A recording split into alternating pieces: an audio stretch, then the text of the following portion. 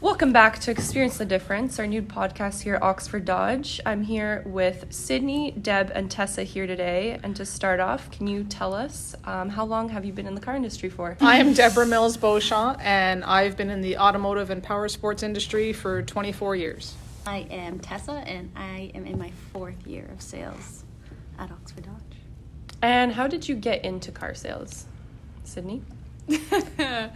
I got into car sales in the beginning of the pandemic, as I was previously a server. So my mother, Deb,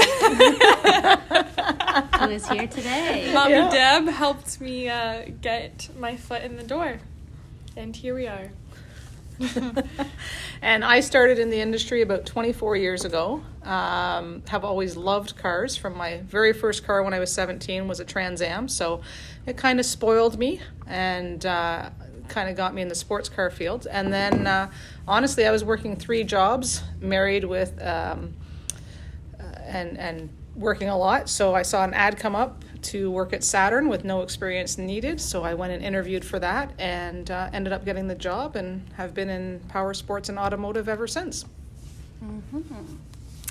Diane. I got into sales because my best friend's dad actually owned a dealership. So when I was finishing up school, I started there, which was on the other side of town. And then I just kind of went through different positions, like started at reception and then went into service. And then our general manager actually had went to this side of town, so then I reached out to him. And then when I was finishing up my degree, then that's how I got into sales here. And Deb trained me. I did train her. My Western student turned car sales lady. Trainer. And she does awesome. Oh, so kind. And before starting, did you have any previous automotive knowledge? I did not, just the basic life knowledge that Mommy Deb provided. Like, I think how to boost a car. I think that was like how to work the AC. Where to put the gas. Where to put the gas. That's very important. How to know when to stop pumping. That's right. You don't keep going once it stops. I didn't have any direct automotive knowledge, but I was actually, I spent a lot of time with my dad with my Trans Am and other vehicles, and you know, we changed starters and alternators and master brake cylinders just so that I had the knowledge. And then, you know, when you like cars, you kind of learn as you go on a lot of it, and it's not difficult to learn if you like what you're doing, and if you love the product you're selling. So I'm a huge fan of every product line we sell, Jeep, Chrysler, Ram. So it's easy for me, I think, to love what I do here, right? And honestly, the owners here are fantastic, and it's great to work for a local London family. So we're not working for like a big auto group, and you know, it's just more of a family feel, and you know, I like coming into work every day, and people that we work with are fantastic too. So Yep. What is my background? No, I didn't have much background. Luckily, when I was in service, that's kind of where I gained most of my knowledge. So when I went from service to sales, I kind of did have a bit of background, which definitely helped a lot. So. All right. Has there ever been a time where you felt you were being treated differently as a woman in the field? well, I'm much older than these 2 girls. Not at all. Yeah. I'm much older than these 2 girls, so there actually has been times when I started out where, you know, you'd have people come in and they'd ask to talk to a salesperson, and you'd be like, yeah, I can help you out, and they're like, kind of look at you funny, and they're like, I had probably in 24 years, I'm going to say, I don't know if I'd have only a handful of times where men have actually asked to specifically deal with a male salesperson. Yeah. But you don't take offense to that, right? Because it's a generational thing most of the time. I don't know. But you can get it. You can get it on the other spectrum too. Like Exactly. You can have people that come in and they just want to deal with women. So Yeah. it's kind of it's either one That's or interesting. I didn't Yeah, know it can that. be Yeah. both sides. So Yeah, and we've had that frequently. Like I've had a number of customers where they literally come into the showroom and they'll say, they'll talk to reception maybe first, and they'll say, I need a salesperson, but it has to be a female. yeah. And so, there's just a comfort level with that. And I think some of it, and I think Sydney and Tessa probably have dealt with this a little bit more recently than I have, is they're younger, but they still have knowledge. They still have the product knowledge that honestly, we all get asked. We just got asked by another male sales consultant here a product knowledge question that he just wanted to question us about, right? So, I mean, we have the knowledge because we do the training and we're interested in it. And I think sometimes maybe Tessa and Sydney might deal with it a little bit more now because they are younger, so they look younger. So maybe some people don't understand that they really do know what they're talking about, right? And so I think that's it's kind of neat too, right, for us, because we work with a great team, right? And even the men on the team don't hesitate to come and ask us. No, they're fully supportive. Right, so they're very supportive of having us on staff, and they don't shortchange us. They don't treat us differently. Yeah, exactly. I don't. They treat us like one of the boys. Exactly. Boys. Literally. Could you tell us about the current car trends? Any car trends that you're noticing? Hybrids. Yeah, hybrids and electric for sure. With gas prices going up, it seems to be pretty common. People go. So just recently, like this year or a couple years Last now? couple months. It's probably been really recent, right? Because the first hybrid Yeah. that we've had in the Stellantis lineup is the 17 Chrysler Hybrid Pacifica. That was the first one we got. Yep. And then just this year Wrangler was the Wrangler 4xe as a hybrid. And then I do know that I think in 2024, I believe, there's going to be a few models that are coming out. Yeah, I think we have a Grand Cherokee coming Yeah. any couple weeks probably. Yeah, I think we have a And Summit that's coming. fully electric? Hybrid. Hybrids. So fully electrics we're not going to start seeing, I think it was 2024. Yeah. Yeah, Okay. so I think, and I mean, there's going to be, I think, a couple of full electric, and then some more hybrids. So, which is kind of nice, right? I know that I've priced out what it's going to cost to put a charger in my garage. How much do those cost? So depending on the neat thing now is there's the ones that we have that mount to the wall, which are great charging systems, right? And the Mopar ones, and I believe those ones are around $1,300, I believe. Okay. And it's a level 2 charger, which will charge a vehicle in like just over 2 hours. Yeah. Oh, wow. And that's from fully drained. And then the neat thing is they've now come out with one that still is a level 2, but it's like a plug-in, so you don't have to mount it on your wall. So like if you ever decided to move, you don't have to worry about getting a whole new unit. You just have to take that cord with you. And I think it's around $1,200 for that level 2 cord. So with current supplies, I think they're back ordered, but that's not uncommon right now. So, Okay. yeah. Deb's joining the trend over here. Yeah, exactly. What would you say are the most popular vehicles at our dealership, or the ones that sell the most currently? Wranglers. Yeah, I feel like we're mostly selling Jeep or like Ram products, so Yeah. 1500s. Wranglers super popular, especially with summer coming. That seems to Yeah. a lot of people coming in from trucks wanting yeah. to trade on Wranglers. Oh, I've yeah. had. Yeah. Okay. Yeah. Interesting. With the new 2-liter turbo. And engine. part of that too is our supply, right? Yeah, for sure. So I mean, like the Wranglers, we've been fortunate through the pandemic that we've had some inventory issues, obviously, but like now we're starting to see more Ram trucks come in. Yep.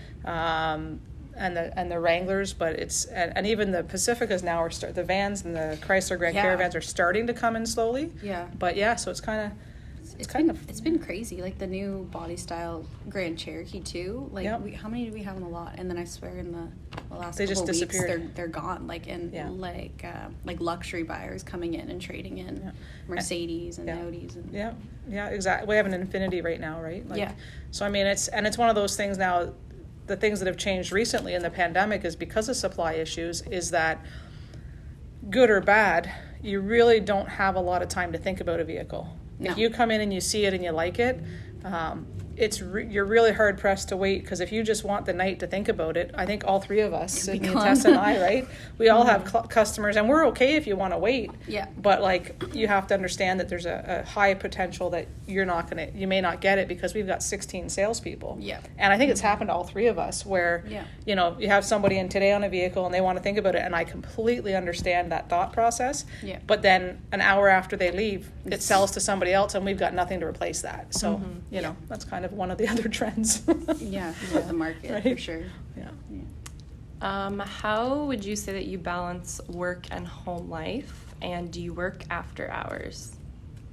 The joys of sales. 100% I feel commission. like you're always on the clock. Like, most of us just have one phone, so that's your personal phone and your work phone. So So you always keep it on? Yeah. mine's It's both my phones too. So well, it's your lifeline. It's your income, so it's hard to keep them separate. But yeah. So how many hours after you leave the dealership would you say that you're working? Whenever a customer contacts Yeah, me, like I've texted people, like if I get an email or a text message at midnight, and I do, right? 99% of the time I'm up, so I'll respond to the customer. And it's funny, they'll go, "Oh my gosh, I didn't expect you'd get this tonight." And it's like, well, I'm up anyway, so I might as well answer your question, right? Like, I mean, it's when you work off 100% commission, that's one thing, but also when you want to make sure that your customer is getting the best service, the best service you can give them is to respond as quickly as possible. Yeah. Now, there's times when we can't respond, right, if we're after hours or we're doing, like you said, family stuff for home life, and customers completely understand that. Or you could quickly send back and say, "Hey, I'm not available right now, but hey, I'll get back to you as soon as I can," and they just appreciate you responding, right? And I mean, my home life, well, I have Sydney. That's a lot of work. Yeah, that's a lot of work. Thanks. So my home life, actually, I think all three of our home life really consist of our dogs. yeah, for sure. That's it. The High real maintenance. children. Like, really, right? Like, you've got 2 dogs. Yeah. Tessa has 2 dogs. I have 2 dogs, plus my grandpuppy Max, who's Sydney's dog.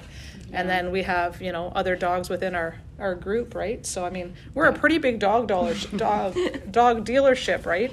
So if you have a dog, bring the dog in. Even if you're not, even if you're not interested in buying, we're just happy to see the puppies. Yeah. But yeah. Okay, and if not sales, where would you be now, Sydney? Oh God. I would literally probably still be a server, not knowing what I want to do with my life. To be honest. College dropout still. Okay, Deb. I don't know. I feel like I would be in sales of some type. I actually took accounting in college, but I actually think sales of some type, because I really enjoy people, right? I enjoy different personalities and just chatting and helping people out, and yeah, right. I honestly don't know. What's your degree in? Business degree. I have a business. It's just like a general business degree. But even when I was doing that, like, I had no clue, like absolutely no clue. So that's why I kind of stayed in automotive, because I liked what I was doing. So, but I agree. I think some sort of sales, like whether it's real estate or I know real estate's huge right now, but something like that. Yeah. I would assume. I can't sit in a desk all day. I have to We move know. around, talk to people. Could someone explain what a demo is? A demo is something that I'd say is like a few of us at the dealership, so salespeople or management, we are lucky enough to be given a vehicle from the company. So basically, A taxable benefit. Yeah, it's a taxable. I know, it's not just a present. We don't have to keep it. So it's always still for sale, but that's basically our form of transportation. So, I drive a Wrangler. Yeah. I think we all drive Wranglers. Right now we do, actually. Yeah. But yeah, I mean, and it's funny because I only got a demo because I buy too many vehicles. Yeah. Like, I think in the 10 years I've been here, I feel like between buying Sydney stuff, like between Sydney, myself, and my husband, and my son, I think we've probably bought like at least 8 cars. So I figured if I got a demo, I might stop. Yeah. Well, it's nice to drive like the product Exactly. that you're selling. So I got made fun of for having my Mazda. So I got into a demo. And Sydney, what's your demo? I drive a 2-door Wrangler right now. What's your favorite thing about it? I honestly really love the roll-up windows in it, and the no keyless entry. Honestly, I love opening every single door with the key and having to go around and lock every single door. She has a 22B package, so it's the entry level. You know, I love it. A true Jeep owner actually really love that because I know. Yeah. Kudos to those people. One of I these lose people. my car in the parking lot. One of these people, please purchase Come this see vehicle Sitcom. from any one of us, so I can get into something else. I don't think you understand how many times I've lost it because it's so short, and then I forget where I parked. And normally, I hit the key and I find it, but you can't do that. So just imagine me pushing around my groceries in the cart trying to find my vehicle. So Sydney's knocking the Jeep product A right lot, now. a lot of Sorry. clients love that though. Yeah, yeah, They love do, that old they school do. Jeep. Because here's the benefit to that though. And you have to also think that there's less issues or less Exactly. worries because there's like less technology. Less to break, right? Exactly. The engine's still the same, the suspension's still the same, the 4x4 is still the same. Yeah. Right? Buy your warranty. That's right. I buy warranty on every pre-owned vehicle I buy. And which vehicle did you say you had, Deb? I right now have a Jeep Wrangler Sahara. And what is your favorite thing about it? Actually, I really like the Apple CarPlay and Android Auto. I like the color. Yeah, and and the color. yeah. I have the Gecko Green Pearl, which is green. awesome. So And that's a rare color, right? It is, yeah. It's kind of a limited color, and actually, what I've done, and I'm hoping I get it. I don't know if I will. There's a new color out called High Velocity, and it's available in the new Wrangler, the 22. So I've got the new car manager put one on order just in case it can get here, and it'll be interesting to see. But it'll be another bright color. Yeah. Okay. And Tessa has a Wrangler. You have a Wrangler? Yeah. I have a 4-door Sahara in white. And I like what's the your white, favorite too. thing about it? Remote start. Something Sydney doesn't have. Must be nice. Heated seats. Oh. The luxury. Power windows. Oh my gosh. I don't think I'll ever Spoiled. appreciate power windows so much. Yeah. And what advice would you give to women who want to join the automotive industry? I say if you want to do it, just do it. I think there's like a lot of girls are hesitant going in because it's normally pretty male, Dominated. yeah, industry. So they get a little intimidated, but a lot of women do really well. So like we all have clients that come back and are repeats and like the service that we give them. So don't let like pressures or whatever stop you from doing it. And when you go into it, just know your stuff, treat your clients well, and you'll do well. So Yeah, like it's not I don't think it's a gender-based field. not anymore. Realistically, but I mean, I think it's still primarily, right? You've got yeah. 3 of us here out of 16, right? Which is still Yeah. on the lower end. Yeah. But I mean, I think that's the biggest thing is don't shy away from it. If you like cars or you even just like people Yeah. and sell and you want to whatever learn the business, I think there's great room in the automotive industry for women. There's tons of, even if it's not sales, like Yeah. there's so many different positions that make a dealership operate. So Like 3 of our financial services managers Yeah. are female, and we've Yeah. got our business development center Which are upstairs. all female. which Our are all marketing female. ladies. Our marketing Ladies. team is ladies. So I mean, and we've got 3 service advisors that are women. So I mean, I think just don't shy away from it, and if try it, you just don't yeah, know. for sure. One of our best techs or student techs was a female. Yeah. Yeah. Mm-hmm. So So. lots of ladies here. Yeah. And last question, how has the inventory been impacted throughout the pandemic?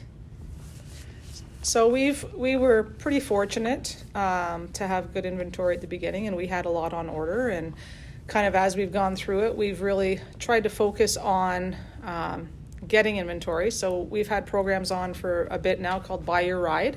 So if there's anybody out there that is driving something that maybe they don't need it anymore, or they want to scale back on the number of vehicles, we're interested. Doesn't matter if it's a Stellantis product or if it's a Mercedes, BMW, Honda, Toyota, Hyundai, anything that it is, we're interested in having a look at it. So that's kind of helped us maintain a good level of inventory. And then really the new stuff now is really starting to come in. So we've been pre-selling a lot of it. Lots of factory orders. Yeah, lots of factory orders. Yeah. And if we've got something incoming, we have lots of people that are actually putting their names on them prior to them arriving, so they don't have to wait as long. But we're starting to see more come in, and as more comes in, then we also get more trade-ins. And, so if you're looking at all, and I mean, we just started a new promotion as well. So if anyone is looking for a pre-owned pickup truck, we have a promotion now where you'll actually get $1,000 gift card for gas, which right now is pretty beneficial. So for some people, that could be 3 months worth of gas, right? So if you're in the market for anything, or you want us to check out your vehicle, see Tessa, Sydney, or Deb, and we'll help you better than the men.